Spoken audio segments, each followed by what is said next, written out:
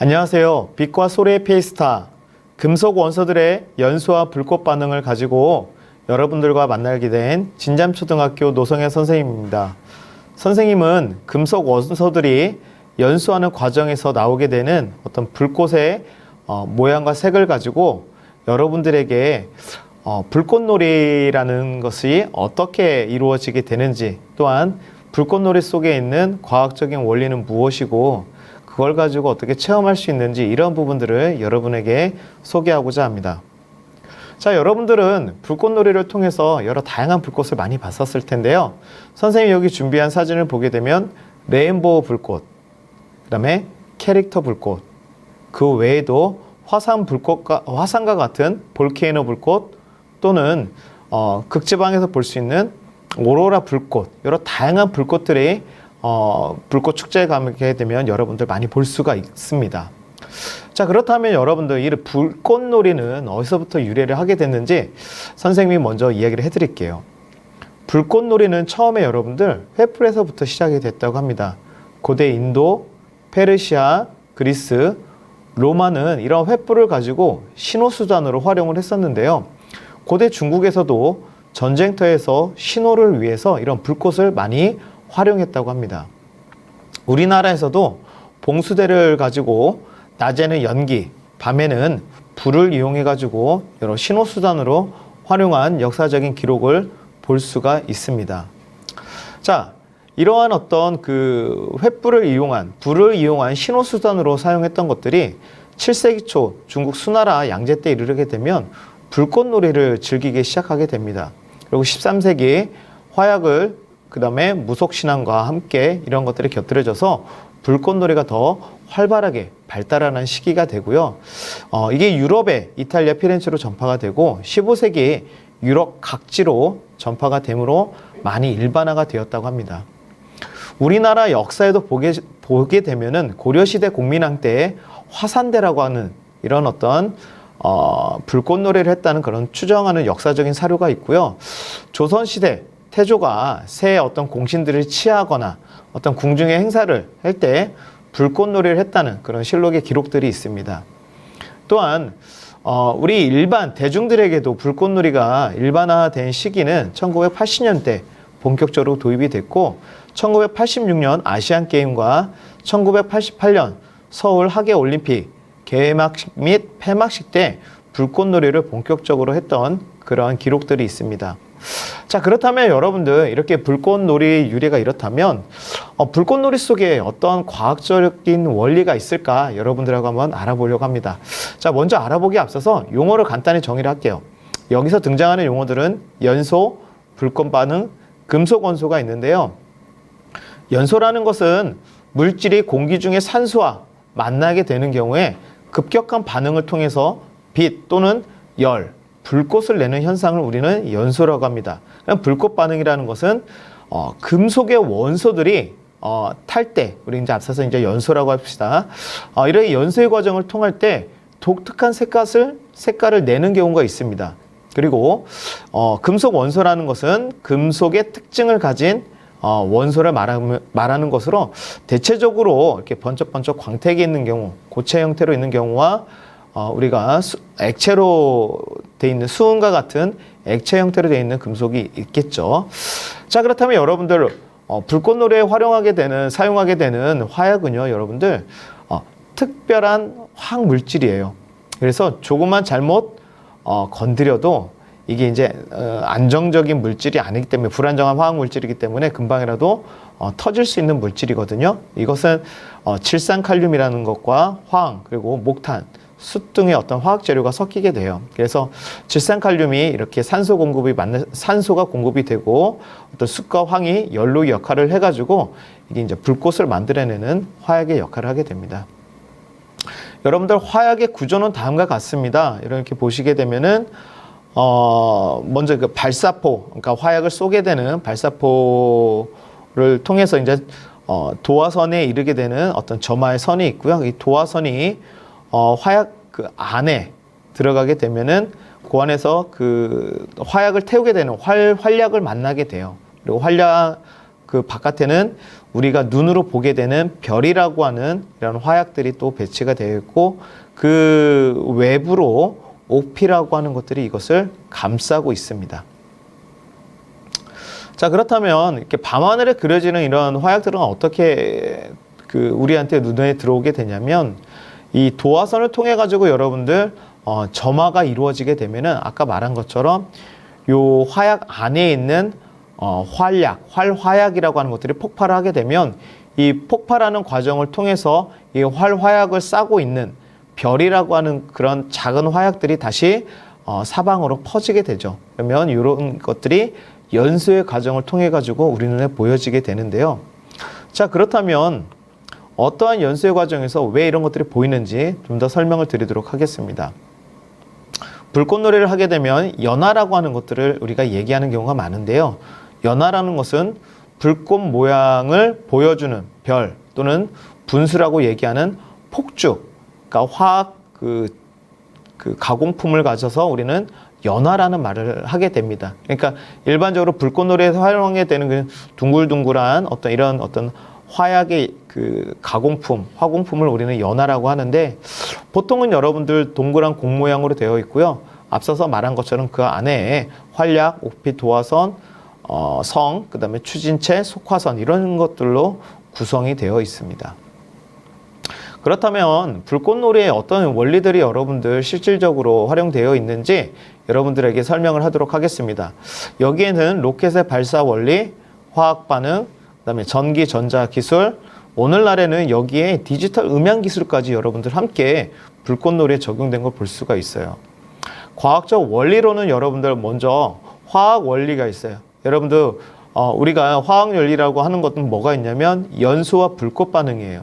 이 불꽃놀이에 활용되고 있는 이 금속 원소들이 연소의 과정을 통해서 일정한 산소와 급격히 만나는 경우에 굉장히 불안정한 속에서 빛을 밖으로 내뿜게 되는데 이러한 부분들을 우리가 눈으로 가시적으로 확인하는 것들이 바로 이런 불꽃놀이에서 볼 수 있는 여러 다양한 색깔들이에요.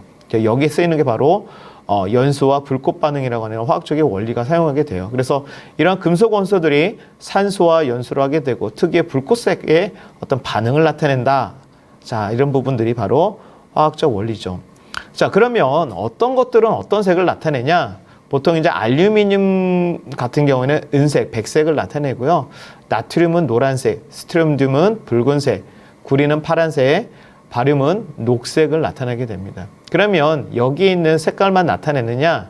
여기 있는 색깔이 아니라 이제 다른 것과 여러분들 섞게 되면은 다양한 색깔이 나오게 돼요. 예를 들어서 보라색 같은 경우는 붉은색과 푸른색을 합쳐서 스트론튬과 구리를 함께 연소시켰을 때 이러한 불꽃색을 얻을 수 있다고 합니다.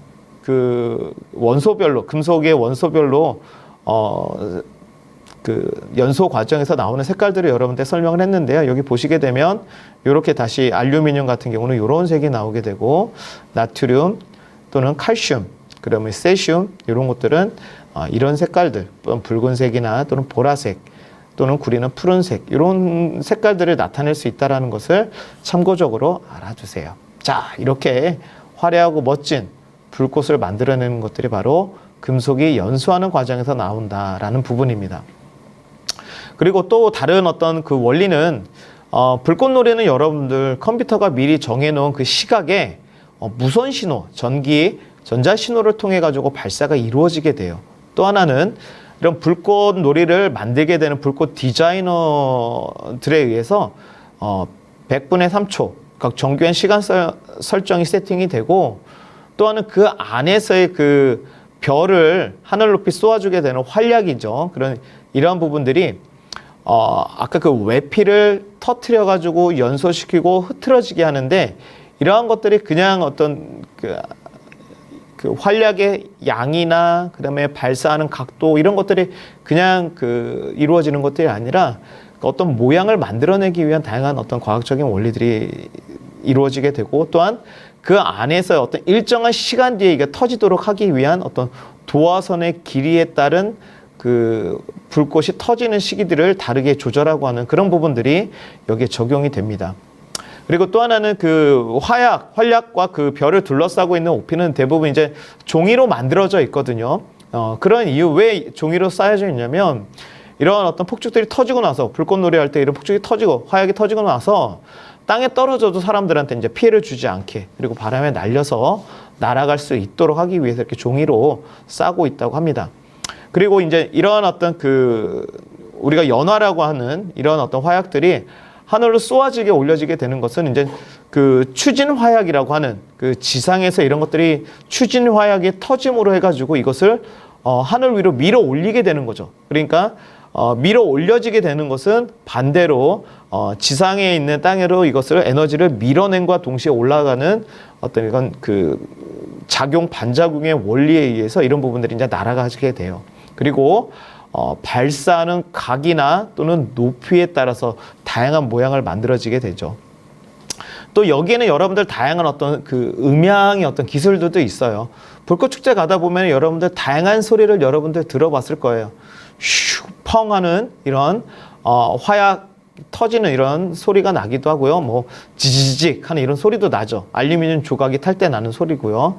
또 휘파람 소리처럼 휘 하는 이런 소리도 나요. 이거는 이제 날리는 화약 중에 어떤 구멍이 뚫린 탄피나 이런 것들을 같이 끼워서 이제 보내지게 되면은, 하늘로 쏘아 올려지게 되면은 이러한 다양한 소리들도 만들어낸다고 합니다. 자, 이렇게 불꽃놀이에 활용하게 되는, 사용하게 되는 화약은요, 여러분들 흑색 화약이라고 합니다. 검은색의 화약인데, 아까 뭐 질산칼륨과 황과 숯이 이제 검은색이니까 이제 흑색 화약인데요. 폭발 속도는 음속과 비슷하다고 합니다. 그래서 초당 300m로 날아가게 되고요. 충격파가 없다고 합니다. 만약에 충격파가 있다고 한다면 이 불꽃놀이하고 하는 과정에 막 주변에 유리창도 깨지고 난리도 아닐 것입니다. 그래서 폭탄의 경우에는 초속 3,500m의 어떤 이런 속도로 날아가는 어떤 충격파를 만들어내는데, 우리가 불꽃놀이에 활용하게 되는 건 초속 300m, 거의 뭐 10분의 1 정도 수준밖에 되지 않죠.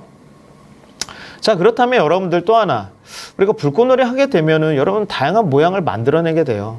어떻게 하면 원하는 시간과 높이에 따라 터지게 하며, 또는 그러한 시간을 도화선의 길이로 어떻게 조절하는지, 그리고 우리가 폭죽이라고 하는 이 연화의 크기를 얼마만큼을 만들어야지만 어느 정도 거리와 불꽃의 크기를 올려지는지, 자, 이런 것들이 여러분들 수학적인 어떤 삼각비를 이용한다고 합니다. 그래서 이 수학의 삼각비를 이용해 가지고 어느 발사 각도를 쏴서 어느 높이에서 이것을 터뜨리게 할 건지, 그래서 우리가 수학에서 어떤 여러분들 이제 초등학생은 안 배우겠지만 중고등학교 올라가면 이제 사인 곡선이라는 걸 배우게 되는데, 삼각비에서 이제 이런 어떤 과학적인 원리를 가지고, 수학적인 원리를 가지고 발사 높이, 거리와 발사 높이에 대해서 폭죽이 터지도록 설정을 한다고 합니다. 자, 그렇다면 여러분들 불꽃놀이를 많이 봤을 거예요. 그러면 어떤 모양들이 일반적일까요? 자, 하나는 국화형이라고 합니다. 수백 개의 별, 아까 활화약으로 해서 날려보내는 수백 개의 별이 한 점을 중심으로 해서 360도 둥글게 뻥 터지게 되는, 이게 이제 국화형의 불꽃 모양이거든요. 그래서 옥피 안에 작은 별들을 활화약 사이에 넣어서 이것이 한 방에 360도로 터지게 하는 것을 국화형 모양이고요. 그 다음에 야생 국화형이라는 것도 있습니다. 시간차를 두고 이렇게 빵빵 터지게 되는 그런 부분들이고요. 방전형이 있어요. 불꽃이 좌우 상하 무질서하게 빠바빵 하면서 막 이렇게 터져 나가는 그런 형태도 여러분들이 아마 불꽃놀이 하면서 봤을 거예요. 그 외에도 여러분들 이렇게 다양한 불꽃놀이를 통해서 볼 수 있는 모양들이 참 많아요. 여기 보게 되면 해바라기, 뭐 나비, 물고기, 웃는 얼굴, 뭐 안경, 뭐 여러 가지 다양한 이런 어떤 불꽃놀이를 여러분들 볼 수가 있습니다. 그 외에 여러 다양한 어떤 불꽃의 종류들도 있습니다. 여러분들 타상 불꽃이라고 해서 하늘에서 터지게 돼서 우리가 흔히 많이 보이는 이런 불꽃들을 우리는 타상 불꽃이라고 하죠. 그리고 장치 불꽃이라는 것이 있어요. 불꽃의 종류에는. 그래서 흔히 하늘로 올려가지고 빵빵 터지는 이런 어떤 타상과, 그 다음에 어떤 실제 우리 생활에 있는 어떤 건축물이나 어떤 구조물에다가 이러한 불꽃을 설치해가지고 보여지게 되는, 예를 들어서 우리 부산에 가게 되면 광안대교라고 큰 다리가 있거든요. 거기서 이제 장치 불꽃을 사용하게 되면은 폭포를 연상할 수 있는 나이아가라 폭포를 연상하게 되는 그러한 것들을 어떤 퍼포먼스나 이런 부분들도 보여줄 수 있는 장치들을 하는 경우가 있거든요. 자, 그래서 타상 불꽃 같은 경우, 하늘로 쏘아오르는 불꽃 같은 경우에는 국내에서 가장 큰 것의 포가 여러분들 63cm라고 합니다. 지상 한 400m까지 올라가고요. 그리고 그 불꽃이 퍼지는 반경이 한 500m 정도 된다고 합니다. 그런데 이제 일본에서 여러분들 세계에서 가장 큰 발사기를 가지고 있다는데, 우리는 이제 63cm라고 하는데, 일본 같은 경우는 121cm 그리고 1km까지 올라간다고 합니다.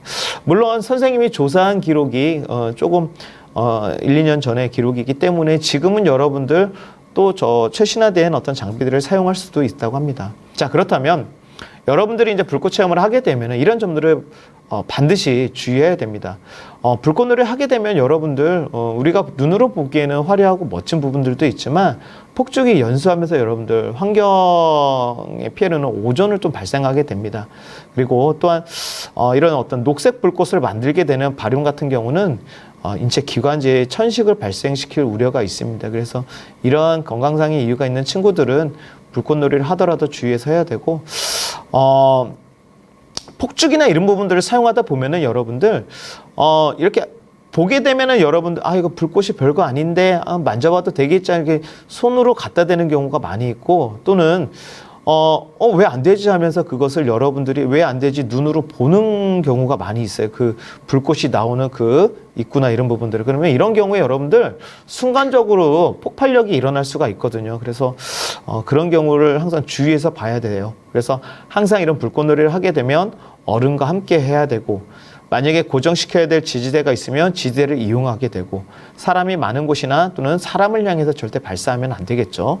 그리고 발사가 늦어지는 거나 불발탄이 발생하더라도 반드시 불꽃이 나오는 입구는 여러분이 보지 않도록 주의해야 됩니다. 그리고 부산이나 또는 서울에서 하게 되는 이런 많은 불꽃 축제를 가게 되면은 여러분들 이런 어떤 불꽃 축제에서 날아오는 그 재나 이런 것들을 예방하기 위해서 어떤 작은 텐트를 가지고 여러분들 안전하게 이렇게 보는 사례도 있다고 하니까, 여러분들 이런 불꽃 축제를 방문하게 되면은 안전하게 즐기는 방법 이런 것들도 꼭 체크해서 보시기 바랍니다. 이어서 여러분들 선생님이 준비한 그 스파클라 작은 어떤 그 불꽃 놀이 도구를 가지고 어떻게 활용할 수 있는지 그런 것들 여러분들에게 소개해 주도록 하겠습니다. 네, 여러분들께서 받게 될 체험 도구는요, 스파클라 불꽃놀이 도구인데요. 아마 이렇게 생긴 것들을 여러분들 10개를 받으시게 될 겁니다. 그래서 하나 이렇게 여러분들 꺼내서 설명을 좀 드리면, 이 부분은 여러분들 화약이 묻어 있는 부분입니다. 그리고 화약이 묻어 있는 반대편으로 여러분들이 이 놀이도구를 잡을 때 잡아 주셔야 되고요. 몇 가지 주의할 점을 좀 말씀을 드리게 되면, 반드시 이런 활동을 할 때는 여러분 혼자서 하지 않고요, 어른들과 함께 할 수 있도록 해주시고, 사람이 많은 곳에서 이런 부분들을 사용할 때에는 사람을 향해서 이 부분을 이렇게 향하지 않도록 여러분들이 주의를 해주셔야 되고, 혹시나 여러분들이 화약에 불을 붙이는 과정을 할 때 왜 불이 잘 안 붙지 하면서 여러분들이 호기심으로 머리에 가까이 대거나 또는 눈에 가까이 대는 또는 손으로 만지는 행위가 있지 않도록 그런 부분들만 좀 주의를 해주시기 부탁을 드리겠습니다. 자, 그러면 여러분들 스파클라 불꽃놀이 어떻게 작동하는지 한번 보도록 하겠습니다. 불 꺼주시죠.